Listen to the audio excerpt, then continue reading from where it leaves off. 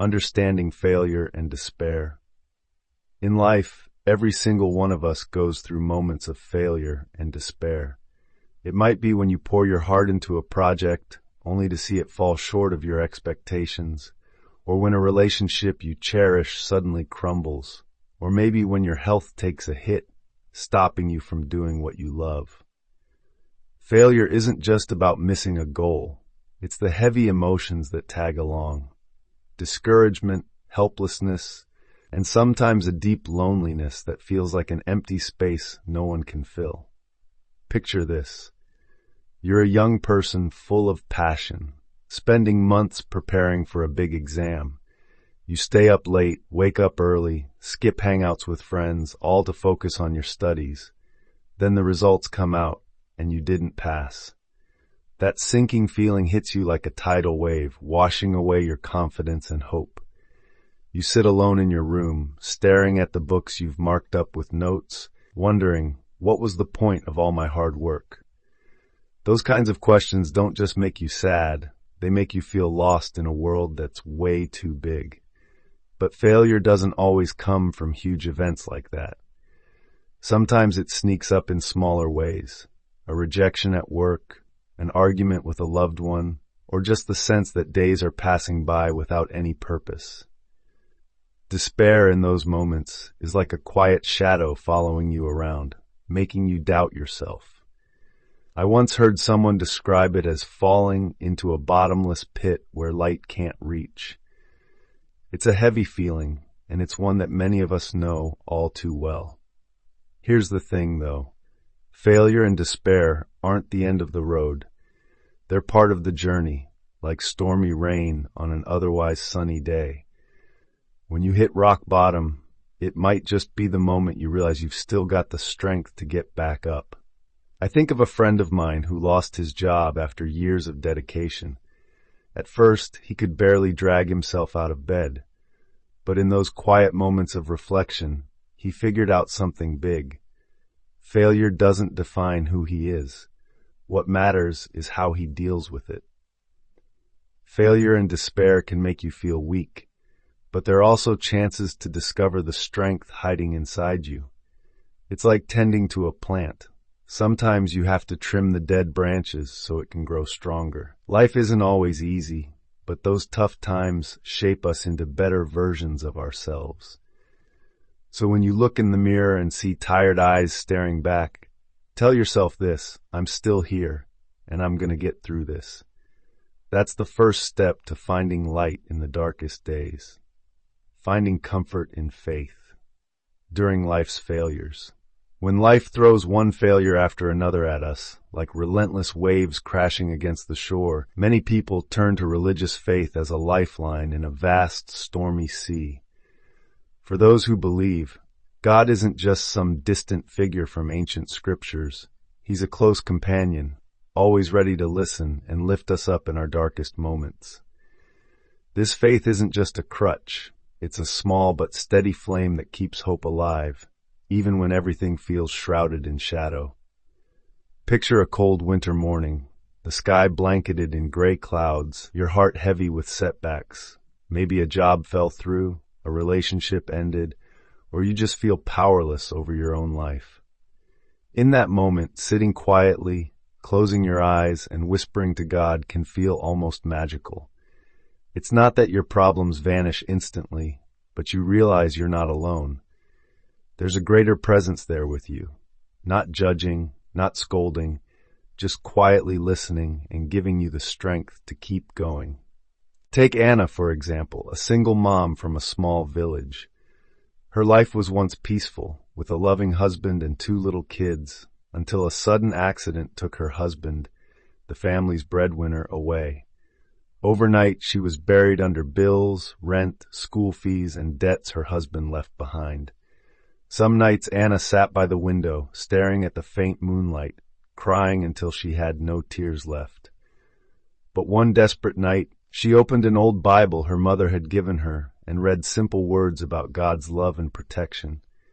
She started praying, not for money or miracles, but for the strength to face tomorrow. And somehow, day by day, her heart felt lighter. Faith didn't wipe out her debts right away, but it gave her patience and courage to find work, to ignore the neighbors' curious stares, and to smile at her kids even when she was breaking inside.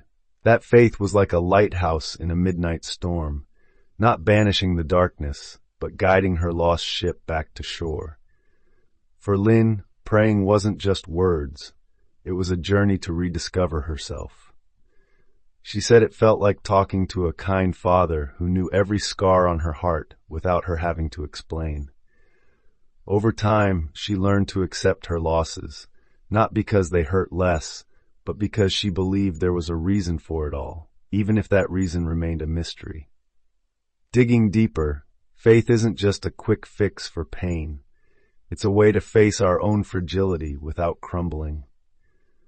When you believe someone greater is watching over you, you stop feeling like a victim of fate. Instead, you start seeing failures as lessons, challenges to grow through. And in that process, you find peace, not the peace of a perfect life, but the peace of a heart that knows it's not walking this rough road alone. Sharing sorrow with God, a path to inner peace. Sharing your sorrows with God is a deeply personal journey, yet it holds a quiet power to heal wounds we might not even realize we carry. Unlike talking to friends or family who might judge or offer unwanted advice, pouring your heart out to God feels completely free. You can spill everything, your deepest fears, your wildest dreams, all without worrying about being misunderstood or criticized. Imagine a quiet evening, the world asleep, and you're alone in your little room, cradling sorrows you don't know where to put. Maybe it's grief over losing someone dear, hurt from a careless word, or just an empty feeling you can't name. In that moment, closing your eyes, taking a deep breath, and whispering to God can feel like opening a window in your soul. You don't need fancy words or perfect logic, just let your heart flow. And the wonder is, as you speak, even silently, it's like an invisible weight lifts off your chest. Consider Mark, a young guy who once had a bright future in tech. But a big mistake on a major project cost him his job, his confidence, and even some friendships he cherished. For weeks, he hid in his tiny apartment, dodging calls from friends and family, dreading questions like, "How'd you let this happen?" Then one afternoon, as the last rays of sunlight slipped through his curtains, an old hymn crackled through his grandma's dusty radio. The melody stirred something in him, a piece he'd lost long ago. He sat down, closed his eyes, and for the first time in months, he prayed. He told God about his shame, his fear that he'd never bounce back. No voice answered, but he felt an unseen hand on his shoulder, gentle, steady, as if saying, "It's going to be okay." That wasn't the end of his journey. Through praying, Mark started journaling, not to dwell on his failures, but to capture his thoughts, the lessons he was learning. He wrote about realizing his worth wasn't tied to a job or others' approval, but to who he was, a person still trying, even after falling. Those journal pages became his daily talks with God, and through them, he found a peace that money or success couldn't buy. Reflecting further, sharing sorrow with God isn't about escaping reality. It's about facing it more gently. When you voice your pain, you don't just release it. You see it from a new angle. Sometimes in those prayers, you realize sorrow isn't an enemy, but a silent teacher, showing you to cherish life's little things, a warm morning, a stranger's smile, or just your own breath. That peace becomes the groundwork to move forward, not rushed or pressured, but with an open, hopeful heart. Finding a new path through faith. After sharing your sorrow and finding comfort in God, the next step is seeking a new direction. It's not easy. When you've just been through deep hurt, everything can feel foggy and frightening. But in those moments, faith in God can be a soft breeze, nudging your life's boat out of still waters toward horizons you never dared dream of before.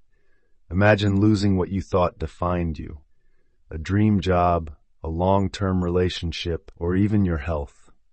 At first, it might feel like the world's caved in, every door slammed shut. But through prayer, through quiet moments with God, you start hearing a tiny voice inside. Not despair, but hope. It whispers that your story isn't over, that there are paths waiting, even if they're not what you pictured. Take Mary, a middle-aged woman who thought her life was set, a happy family, a steady job, days passing in calm routine. Then her marriage of nearly 20 years fell apart. Mary felt hollow, unsure who she was beyond being a wife and mom. Some days she just stared at the blank living room wall, wondering if her life still mattered. But one morning, as sunlight streamed through her window, a hymn about renewal played on the radio. She knelt and prayed, not for her husband back, but for God to guide her to herself again. Over months, Mary joined a prayer group at a nearby church. There, she met others who'd faced loss, sharing how they found joy in small things. Inspired, she decided to try something she'd always wanted but never dared: painting. She signed up for a community art class, meeting kind teachers and eager students. At first, her strokes were clumsy, but soon her canvases bloomed with emotion, sorrow, joy, hope. One day she showed a painting at a small class exhibit, and someone offered to buy it. That didn't just bring a little cash, it gave her new belief. She could start over. Her life still had chapters to write. Reflecting deeper, faith in God doesn't just pull you through sadness. It's a compass to new possibilities. It doesn't promise an easy ride, but it guarantees you won't walk alone. When you trust in something bigger, you see closed doors not as dead ends, but as invitations to find others, doors to a better you. And on that journey, you discover that life, no matter how bruised, is still worth loving and treasuring. Sharing prayers with others, the power of connection. Beyond praying for ourselves, sharing prayers with others is a beautiful way to find strength and comfort. When we pray together, we don't just connect with God, we connect with each other, building a community of support. It's not just a ritual, it's a living journey where sorrows are shared, joys are multiplied, and hearts are healed through understanding and care. Imagine a rainy afternoon, sitting in a cozy room with a few close friends. A small candle flickers on the table as each person opens up about their struggles. A tough day at work, worry for a loved one's health, or quiet tears for a past loss. In that space, as you all close your eyes and pray, a gentle energy spreads. It's not just God's strength you feel, it's the warmth of those around you, ready to listen and lift your burdens toward a higher light. Take a group of friends in a small town, for instance, who started weekly prayer nights at one of their homes. Each brought their own story. Min had just lost his job after years of hard work. Lan was stressed about exams, and Hung was reeling from a breakup.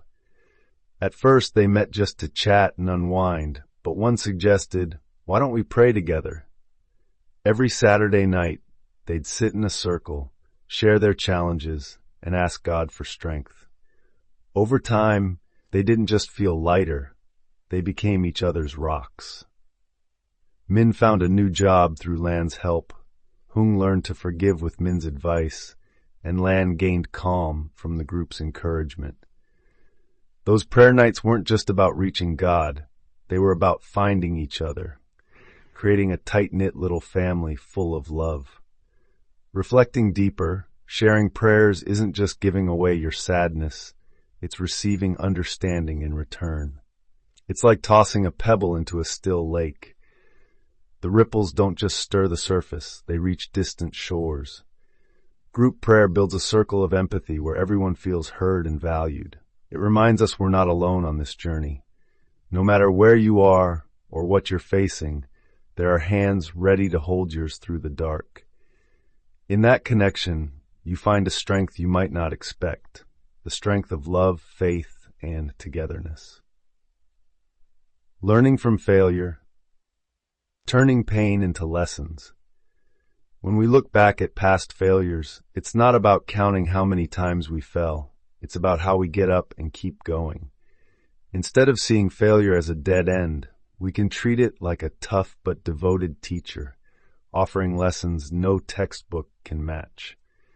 With faith in God, every stumble isn't the end of the story. It's a comma, a pause before a chance to grow stronger and wiser for what lies ahead. Picture a peaceful morning, sitting by the window with a warm cup of tea, watching raindrops patter outside. In that quiet, your mind drifts to hard times, a job rejection, a failed project, a broken relationship.